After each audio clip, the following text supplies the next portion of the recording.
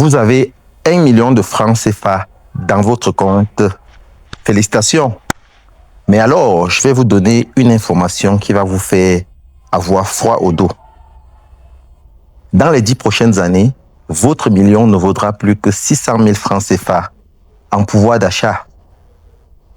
Pire encore, si vous l'aviez mis quelque part, il vaudrait en ce moment-là 1 400 000 francs CFA.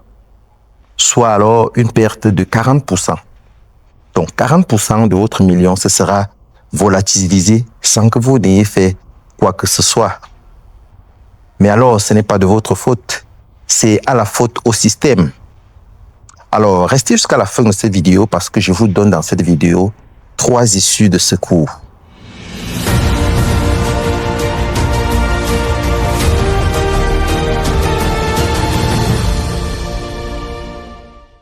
Bonjour les amis et bienvenue sur votre chaîne Réussite.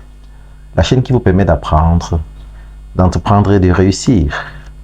Pour ceux qui ne me connaissent pas, je suis David Wafo, entrepreneur multisectoriel. Alors, dans cette vidéo, aujourd'hui, nous allons parler du fameux franc CFA. Ah oui, le fameux franc CFA, et on va être très cash, on va être cash. Voilà, donc vous, comme vous le savez tous, pour ceux qui appartiennent à la zone franc CFA, c'est une zone qui utilise le franc CFA, et avec le franc CFA, il y a un pacte de stabilité. Hein, il y a un pacte de stabilité entre le franc CFA et l'euro.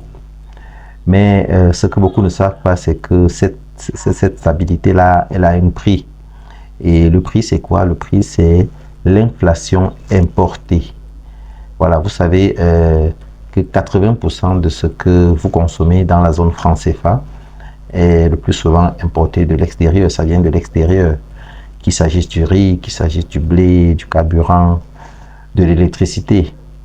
Donc, ça veut dire que quoi? Ça veut dire que quand l'euro s'affaiblit ou alors se renforce, le franc CFA subit. Donc, c'est un peu ça. Et par ricochet, vous subissez.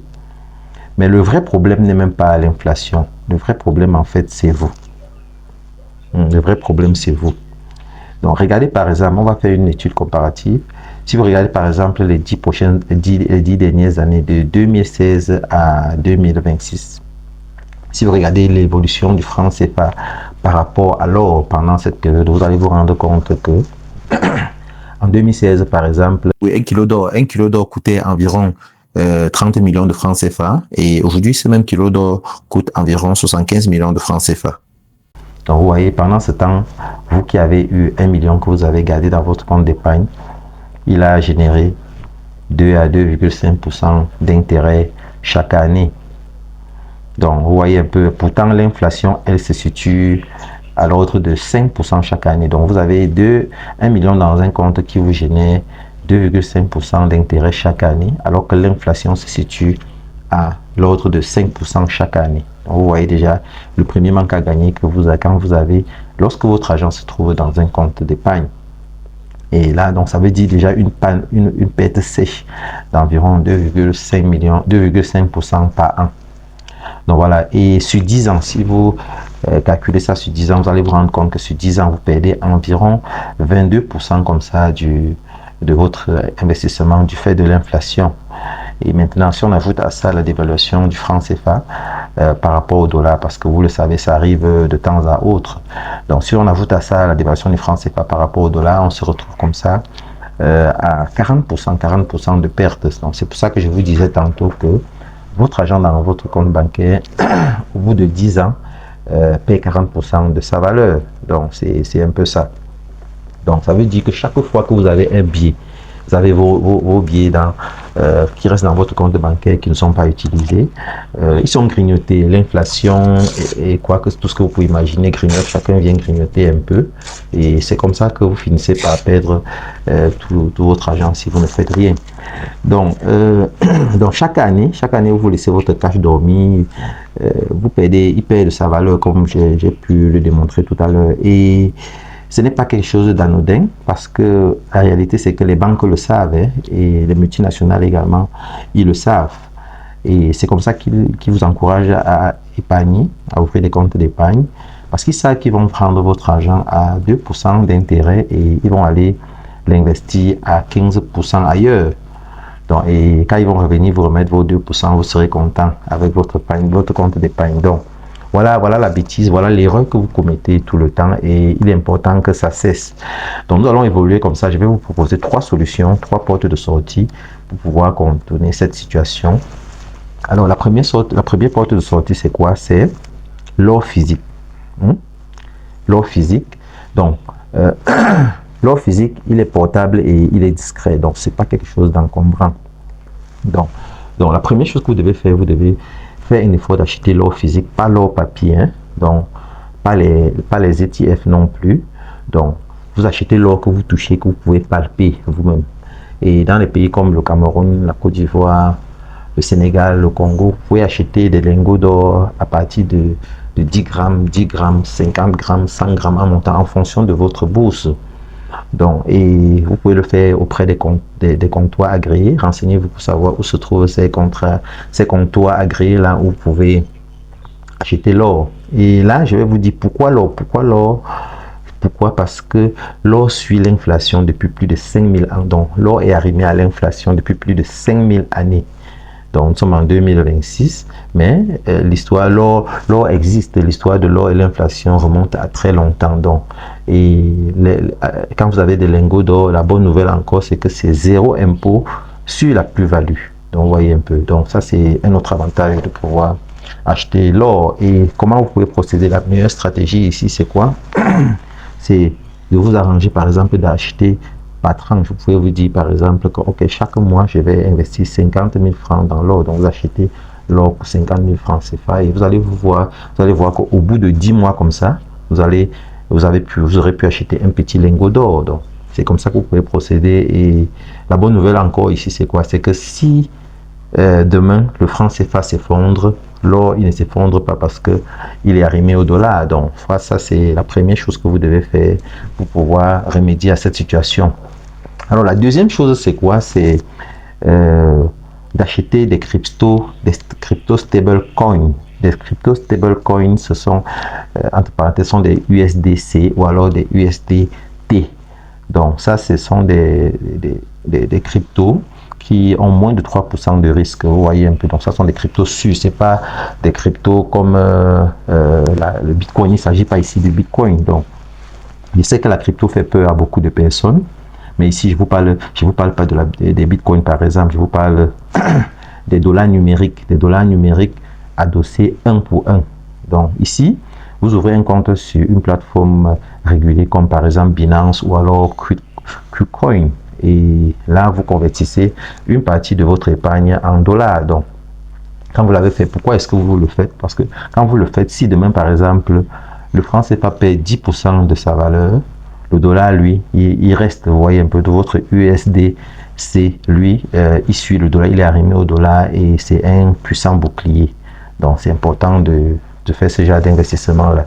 Bon, la bonne nouvelle avec ça également, c'est que vous pouvez prêter donc, une fois que vous avez acheté des USDC, vous pouvez prêter ça sur des plateformes à l'ordre de 8 à 10%. Vous voyez un peu, 8 à 10%. Vous voyez, là, vous pouvez voir la différence entre ça, donc, entre ces dollars numériques et ce que votre franc CFA vous rapporterait. Donc, ça, c'est ce que vous pouvez faire. Donc, vous pouvez, une fois que vous les avez achetés, vous pouvez les prêter sur des plateformes numériques. Et là, ils vont travailler pour vous produire comme ça à l'ordre de 10% chaque année. Ça, c'était la deuxième chose. La deuxième chose que vous pouvez faire de votre argent au lieu de le mettre dans un compte d'épargne. Alors, la troisième chose, c'est quoi? C'est d'investir dans du micro-immobilier communautaire. Micro-immobilier communautaire, ça, c'est très rentable. Hein? Donc, ici, on est en Afrique et l'immobilier est cher, vous le savez. Mais il y a une faille. Il y a une faille, donc regroupez pas comme ça 5 à 10 amis et vous achetez un petit terrain en périphérie d'une ville secondaire. Donc, ça peut être en périphérie de Douala, en périphérie d'Abidjan, de Dakar, etc. Donc, ce que vous faites alors, vous le divisez en parcelles, par exemple de 50 mètres carrés et chacun et vous revendez chacun. Vous voyez, donc quand vous avez acheté, vous redivisez en petites parcelles et vous revendez chacun votre lot à un promoteur local 18 mois plus tard. Donc vous achetez comme ça et vous le subdivisez et peut-être 18 mois plus tard, vous commencez à le vendre. Donc, je l'ai vu faire par exemple à Bafoussam. Il y a des gens qui le font là-bas. Donc, ils achètent des grandes parcelles comme ça et ils divisent en petits lots de 200, 300 mètres carrés, 500 mètres carrés. Et c'est comme ça qu'ils revendent. Donc, vous allez voir par exemple que pour un investissement initial de 200 000 francs CFA, ou alors, parce que là, si vous êtes 5 ou 10, vous vous réunissez. Si vous êtes 10 par exemple, vous mettez chacun de 200 000 francs CFA, ça fait 2 millions. Et pour un investissement, par exemple, de 2 millions, vous allez vous retrouver facilement en train de doubler la mise au bout d'un an. Donc, vous achetez comme ça, vous divisez, vous revendez. Vous allez voir que quand vous avez fini le deal, vous allez facilement doubler la mise. Donc, j'ai vu beaucoup de gens faire ça et c'est autant de choses que vous pouvez le faire. Vous pouvez également faire.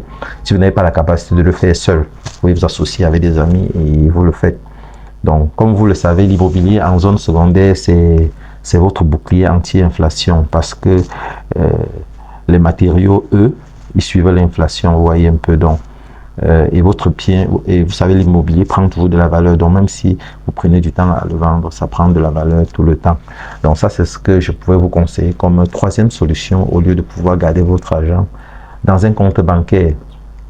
Alors, en conclusion, la zone franc CFA est-elle une mauvaise chose? Je dirais non, car c'est une ancre de stabilité. Mais comme vous le savez, une ancre, si vous ne levez pas le voile, elle vous maintient au port. Et le port aujourd'hui, c'est la paupérisation silencieuse des individus. La bonne nouvelle par contre, c'est que vous avez le choix. Vous pouvez continuer à dormir ou vous réveiller. Moi, j'ai fait mon choix. Et vous? Alors, je veux que vous agissiez dans 72 heures chrono. Pas dans un mois. Dans 72 heures, ouvrez un compte chez Binance ou alors un autre broker.